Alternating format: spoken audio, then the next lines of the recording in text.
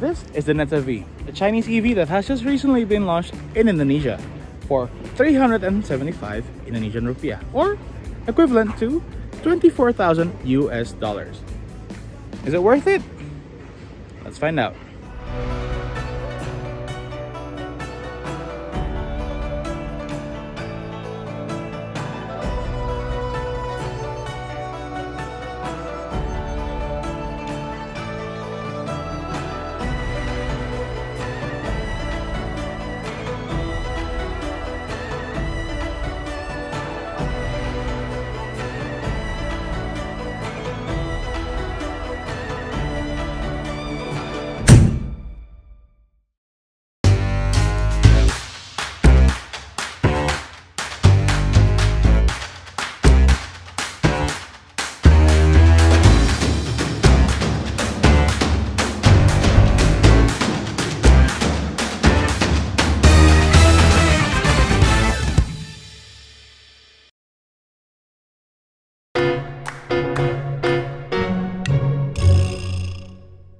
So for most of my viewers, you must be wondering why I'm making this in English. It's because I've been looking up on the internet trying to find out information about this car.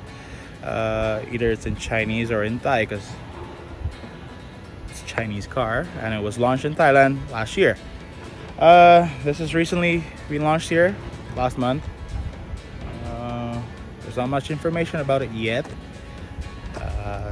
Luckily, I have this car for a week.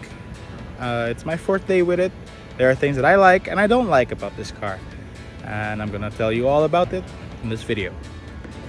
Now, starting with the looks of this car, from the front, it looks pretty cute. In the beginning, when I saw it at the launch, I thought, it's not a pretty good looking car.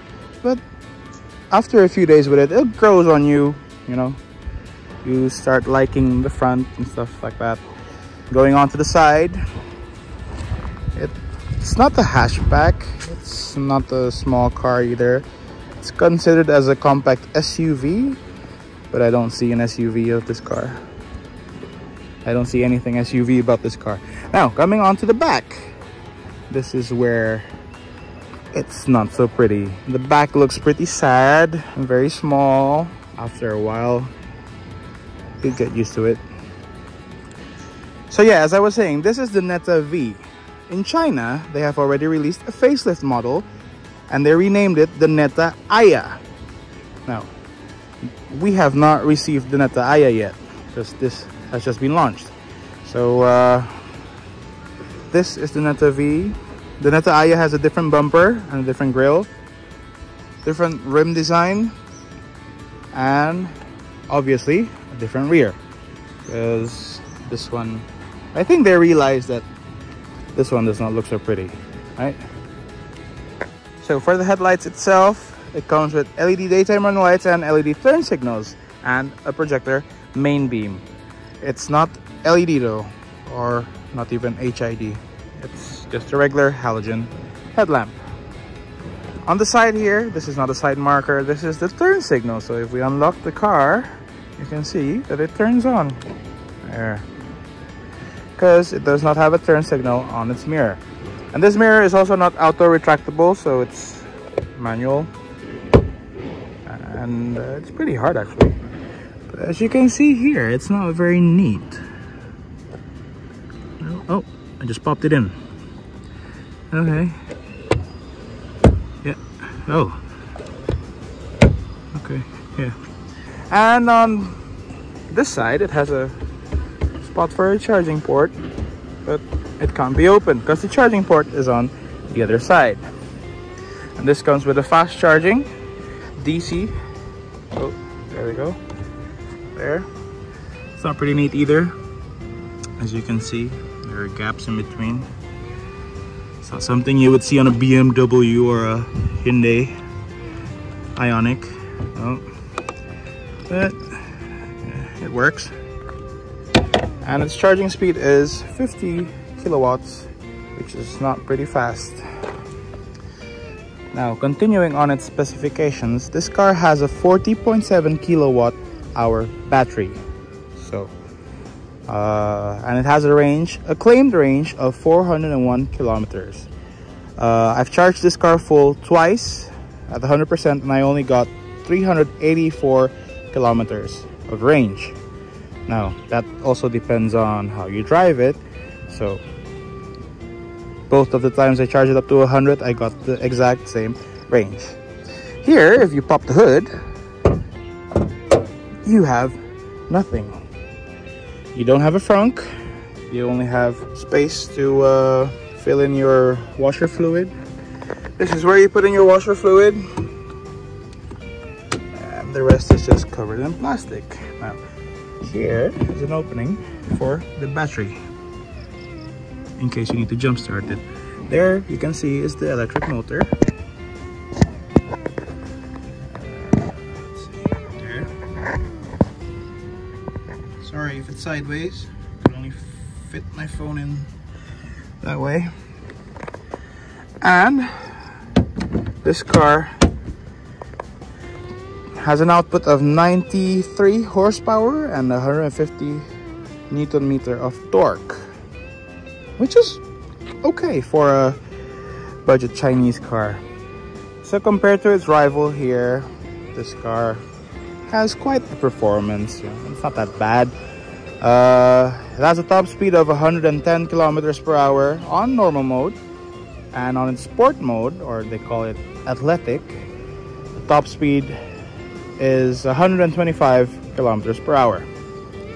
And this car can reach 0 to 100 kilometers per hour in 10.1 seconds. Not bad. Now this car has 16-inch rims with Chinese tires, obviously. It's called Silent.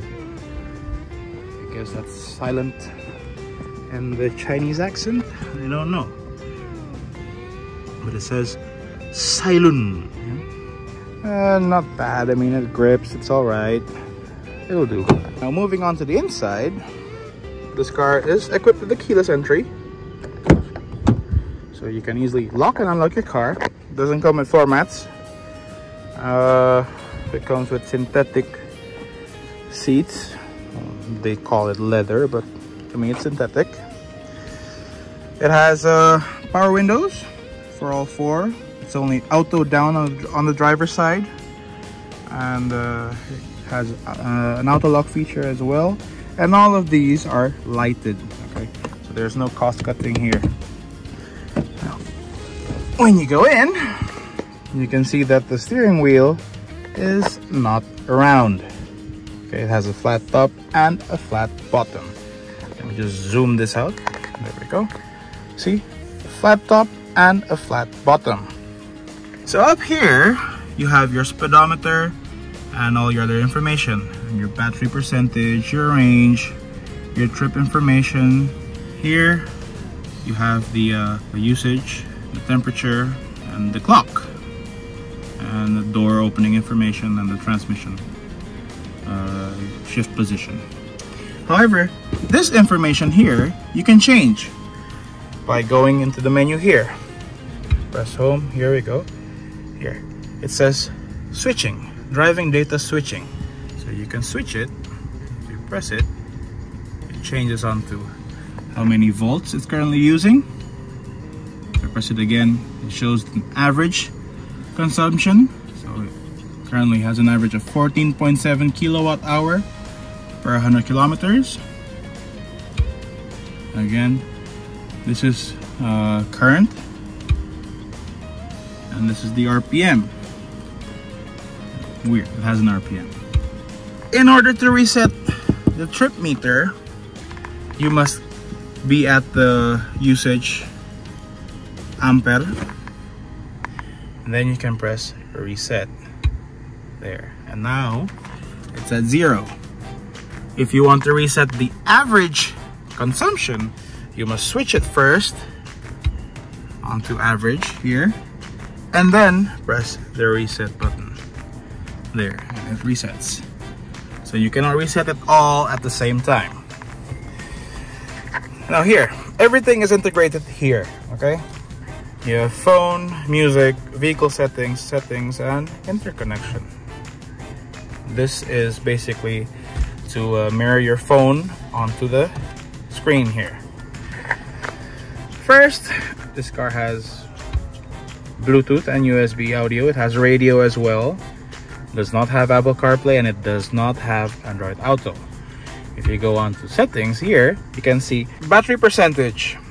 And if you go down, well, here you can change the settings to start your charging or end your charging, or charger electronic lock to lock the charger in its place.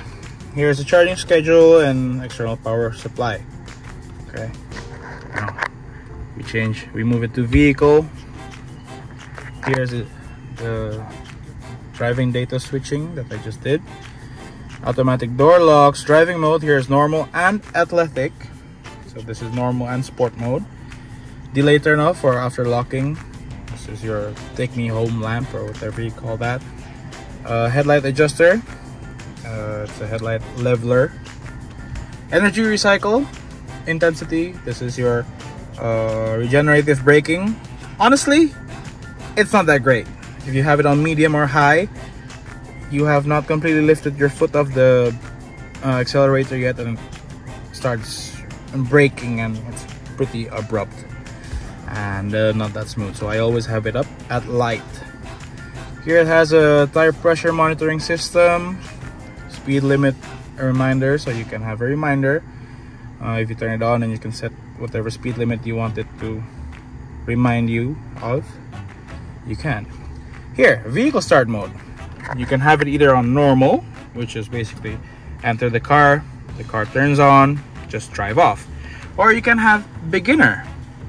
Okay, so if you're a beginner with EVs and you don't know how to really use an EV, or you're still on panic mode, you have to get in first, you have to buckle up, then the car will let you drive. If you don't do that, the car will not go in gear and you won't be able to drive. And they have static mode, so this is basically for car shows. If you're at the auto show or something, or you want to have your own auto show in your own garage, you can have it on static mode. It has tow mode as well. It has a e-pedal or one pedal driving, and here you can have it to creep or parking. It's basically creeping mode, or just standing still. It has an ESP, and it also has a hill descent control. Now, if you go on to data here, this gives you the percentage of the air conditioning filter. I don't know why this would be in data. I cannot change it. I cannot see any other information. I cannot see my consumption information on this screen. Nothing. Everything is up there. So this is pretty useless. You go down here. This is vehicle settings again. This is for the headlamps. I put it on auto. This is for the rear fog lamps. This is the headlight adjuster. And this is to turn off the car. This is if you are sitting in a spot and you don't need the car to be turned on, you can just turn it off. Why is it back there? Oh, okay. You can just turn it off and then exit the vehicle. However, you can just put it on park, exit the vehicle, and lock the car, and it will turn off on its own. Here is the energy recycle intensity again. The regenerative braking, I have it on light. So this is basically just a shortcut, Your AC settings are here. This is your fan speed, and this is the temperature. The AC is pretty cold in this car, so it's not that bad. Currently, it's 35 degrees Celsius here in Jakarta, 35.5 degrees Celsius, and the AC is at 18 degrees Celsius, and it's pretty cool. It's pretty good. This car is equipped with 6 speakers, which sounds pretty good for a Chinese car, surprisingly. It comes with 2 tweeters up top there. It comes with 4 speakers, 1, 2, 3, and 4 in the back.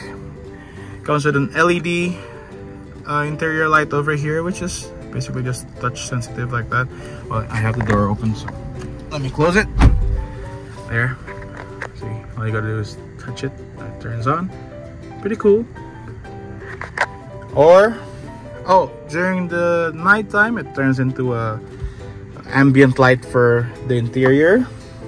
Here, I'll show you. It's pretty bright. If I turn it on, you can see. And this is bright enough to shine the interior of this car.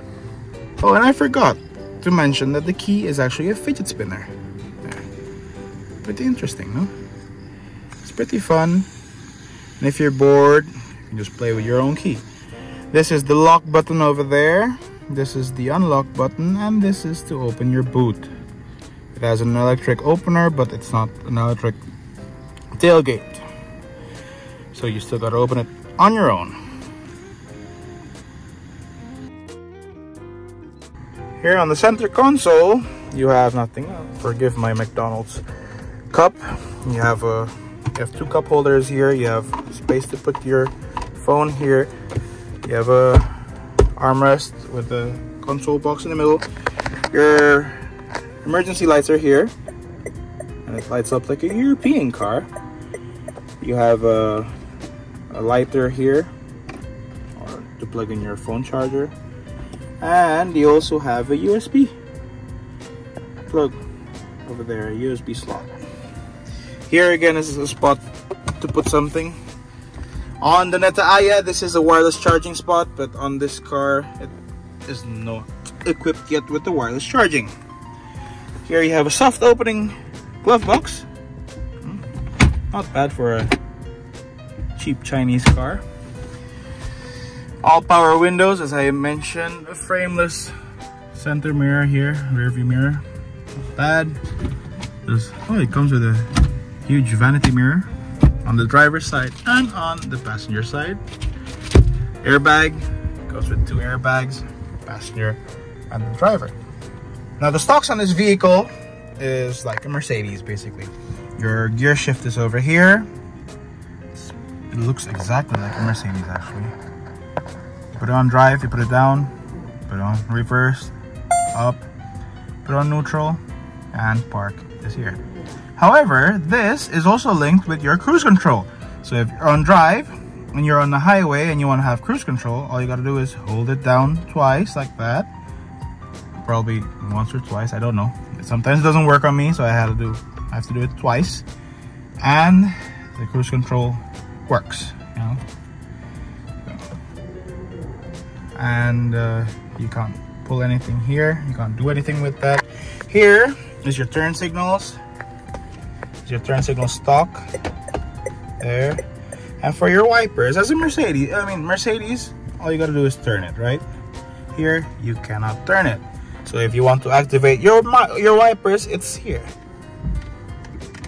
Kinda weird, you know.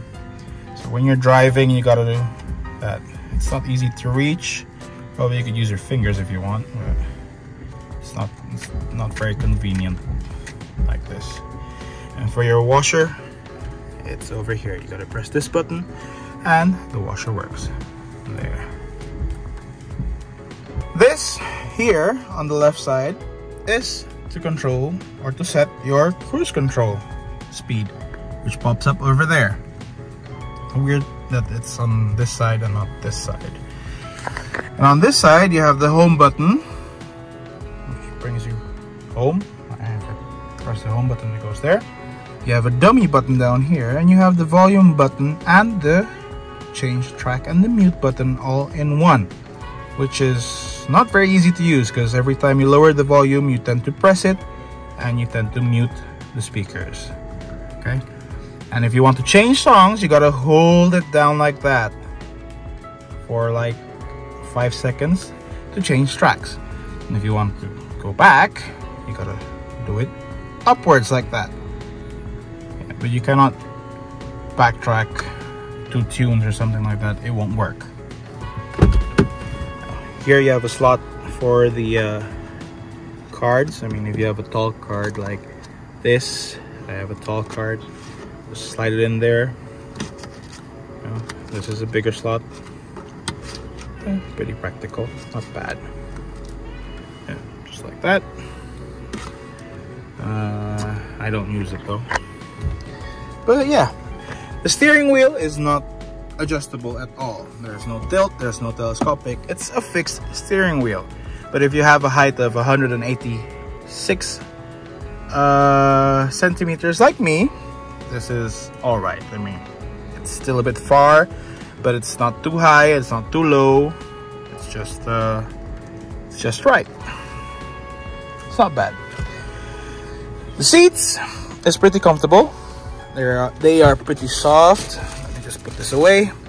They are pretty soft.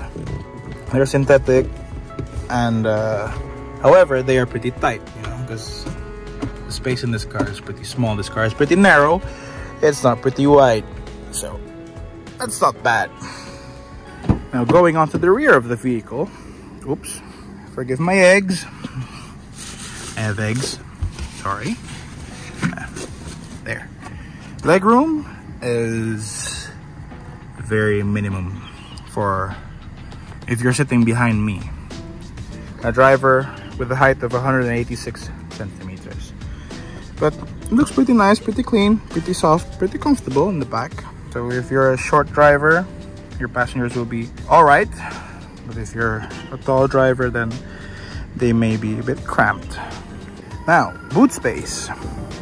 Comes with an electric opener here. It comes with an electric opener with the key remote. Boot space, pretty big. Got a big bag here. You can fit actually lots of things here. Yesterday I calculated it was around 417 liters or something. Pretty good, pretty big. And it comes with a portable charger. Doesn't come with a spare wheel. It comes with a tire repair kit here. And it's in Chinese as well. First aid kit. Your yellow shirt. Emergency shirt. And yeah, that's it. Some of you might be wondering, how do you activate the parking brake, or how do you non-activate the parking brake or the auto hold? It's in here.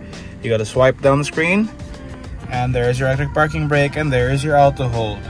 Here's your low speed alarm, Bluetooth, and your Wi-Fi, and your brightness settings over here. Very easy, very simple, but some of you might be wondering, where is my parking brake? You know, because it automatically sets on the parking brake. And there's one more thing that I cannot find, and I am very annoyed of, is the clock. This time is wrong. It says it's 6:37 in the evening, but it's actually 5:37 in the evening. It says it there as well. And this cannot be changed. I went through all the settings here. It did not show up. It did not tell me. I mean, it did not lead me to any settings, language settings, or I mean, it has language settings, but I can't set up the date and the time. It's just set and it's just fixed like that, and I cannot fix it. Yeah. And I have a Volkswagen with also a Chinese aftermarket head unit, and it has the same problem. So I don't know if this is a Chinese problem or it's set onto Chinese time zones. I don't know. China's time zone, I have no idea. So yeah, anyways, let's drive.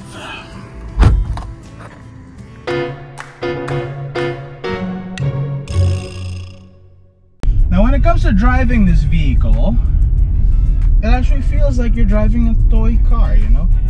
An electric toy car that you buy for your child, which only has a gas pedal and a brake. It feels like driving that, but actually a full-size toy. It sounds like one, because when you accelerate, you hear it. You hear the electric motor. You hear it. You hear the road. However, it's pretty fun. The steering wheel is incredibly light. This is good or not good, you know. For some people they don't like it very light, for some people they like it light. I honestly don't really like it this light. This is extremely light, and it doesn't give you much feedback as well. But it's an okay car to drive. I mean, if you're driving in the city or on the highway, it's alright. The suspension, however, on this car is pretty bouncy because it's pretty soft, especially the rear. It feels as if the rear suspension is a lot more softer than the front suspension. So if you go over a speed bump,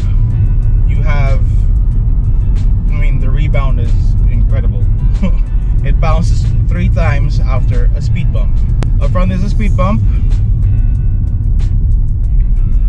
I'll show you front and the rear. 1, 2, 3. See? It's actually that soft.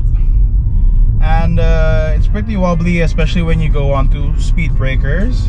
If you have speed breakers, the tail tends to drift off to the side because it's incredibly soft. You know, it feels like it's not tuned at all. There, very bouncy. Now in Indonesia, the roads are incredibly beautiful. There are potholes everywhere. The highways are not smooth at all. So yes, you will be bouncing a lot in this car. However, to me, it feels a lot better than going in any other economic or cheap economic cars here in Indonesia. Because at least you have a bounce, you know, instead of feeling like you're inside a truck. At first, if you're not used to driving a budget economic car or something, you'd feel like this car is terrible. And most of our cars here in Indonesia are budget economic cars, so it doesn't feel much difference. It doesn't feel that bad. Quality wise, it's pretty good. I mean, it's all hard plastic, but it's made to last. It's not flimsy, it's not terrible, it doesn't feel like cheap materials, you know. The build quality as well is pretty neat. It's not that bad. If you're asking me if this car is worth it or not, I'd say it's better than the Wuling Air EV, because we have the Wuling Air EV. It's also a Chinese car, but it's very, very small. It fits 4 people, but it only has 2 doors. Very compact. But this car feels more of a proper car than that Wuling Air EV, and it's only priced a bit above the Wuling Air EV. So if I were in search for an electric car, I'd be looking for a budget economic car. A budget economic electric car. I think this would be something I'd be looking for, you know.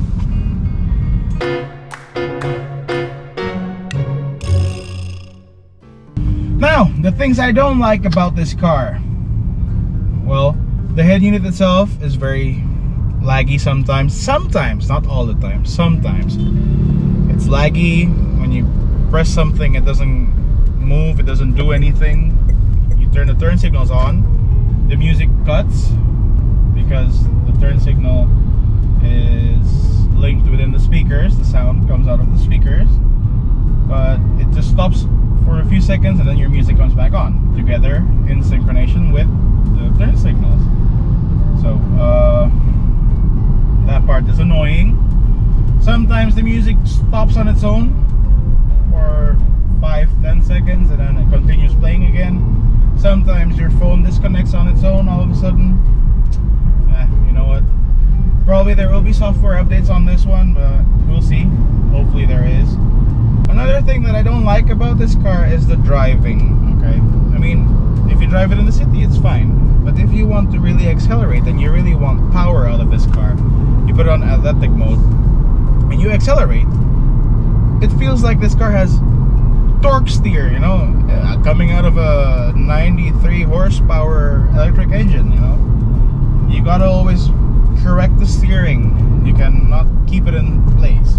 Every time I accelerate, I have to correct to the right, and every time I decelerate, it's on its regenerative braking, I have to correct my steering wheel to the left, you know, so I can never keep the steering wheel straight unless I'm driving like this at a constant speed of 60 kilometers per hour. The steering wheel is straight, it's perfectly fine. But for those of you who are not used to that, it might be a bit annoying, you know, but you can't complain. It's a front wheel drive electric vehicle. It has power, so if you accelerate, obviously it's gonna give you instant power. But yeah, I mean, that's something that I don't like. And the suspension obviously could be redone and made a bit more proper, you know. Put some tuning into the suspension. It's basically like putting a Mercedes suspension on a Toyota, you know. It does not fit. It's not supposed to be for that car. It's not the right weight, and you just slam it on and, you know, oh, I have a suspension, you know, I want it soft, but it's way too soft. It's not that good. But is it doable? Can you deal with it? Obviously yes, for sure yes, I can deal with this. I have been driving this every single day for 4 days straight. I didn't even bother driving my own car because I feel like this car is actually pretty nice to drive. I mean, it's okay, and I'm starting to love it, you know. I'm starting to grow onto this car. Even though it might look, even though it might look pretty tight here, you know, because I'm that wide, I'm so big. But I'm actually seated comfortably in this car. The seats are holding me in place. They're soft, comfortable. I can't complain. So now the question is, if you had 375 million or 400 million to spare on the car, or, you know, $24,000 to spare on the car, would you buy this? Let me know on the comment section down below. And if you like this video in English and you want more videos about cars in Indonesia in English, please do let me know in the comment section. I'll try to make as much car videos in English for you, because there are weird cars here in Indonesia, you know, cars that are not in the market abroad.